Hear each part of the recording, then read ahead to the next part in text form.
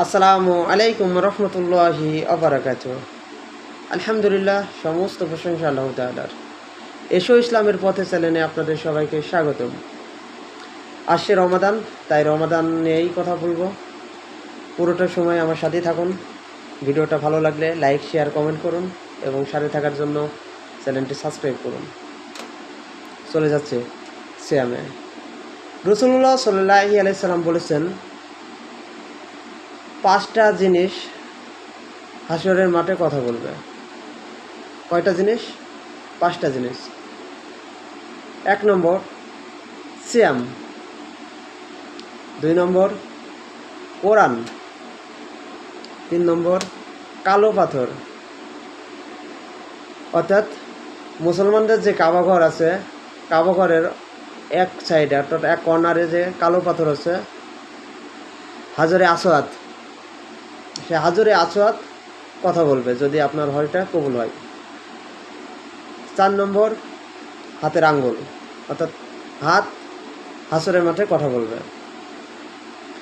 তো আমরা যে পয়েন্টে কথা বলছি সেটা হচ্ছে সিয়াম। সিয়াম হাসরের মাঠে কথা বলবে। ইবাদতের জগতে সবচেয়ে পাওয়ারফুল ইবাদত হচ্ছে সিয়াম। এই সিয়াম অন্য কোনো ইবাদতের সাথে যায় না, ভিন্ন এক ইবাদত। তো রাসূলুল্লাহ সাল্লাল্লাহু আলাইহি সাল্লাম বললেন যে ব্যক্তি খাস মনে একদিন রোজা অর্থাৎ সিয়াম পালন করবে, জাহান্নাম থেকে ব্যক্তি 500 বছর দূরে সরে যাবে। আচ্ছা, এখানে কি সওয়াব পেল নাকি জাহান্নাম থেকে মুক্তি পেল? নিশ্চয়ই জাহান্নাম থেকে মুক্তি পেল। তার মানে কি, রোজা করলে সওয়াব পাওয়া যায় না, রোজা করলে জাহান্নাম থেকে মুক্তি পাওয়া যায়। রোজা করলে সওয়াব পাওয়া যায় না, রোজা করলে পুরস্কার পাওয়া যায়, যা আল্লাহ তাআলা নিজে হাতে দেবেন। আবু হুরায়রা রাদিয়াল্লাহু তাআলা থেকে বর্ণিত, রাসূলুল্লাহ সাল্লাল্লাহু আলাইহি সাল্লাম বলেছেন, রোজা হচ্ছে ব্যক্তির ঢাল স্বরূপ। রোজা হচ্ছে কি? ঢাল স্বরূপ। আচ্ছা, আমি একটা উদাহরণ দিই। কেউ যদি আপনাকে তীর নিক্ষেপ করে, তীর নিক্ষেপ করে, তো আপনার হাতে ছিল ঢাল, ঢালটা দিয়ে ঠেকাইলেন, তো তীরটা এসে ঢালে লাগলো, তো আপনি আঘাতপ্রাপ্ত হলেন নাকি তীরটা এসে ঢালে লাগলো? আপনি আঘাতপ্রাপ্ত হলেন না, নিশ্চয়ই আঘাতপ্রাপ্ত হলেন না, ঢালে এসে লাগলো। তার মানে সিয়াম এমন একটা ইবাদত যা মানুষের গুনাহ থেকে মুক্ত দান করে এবং জাহান্নাম থেকে দূরে রাখে।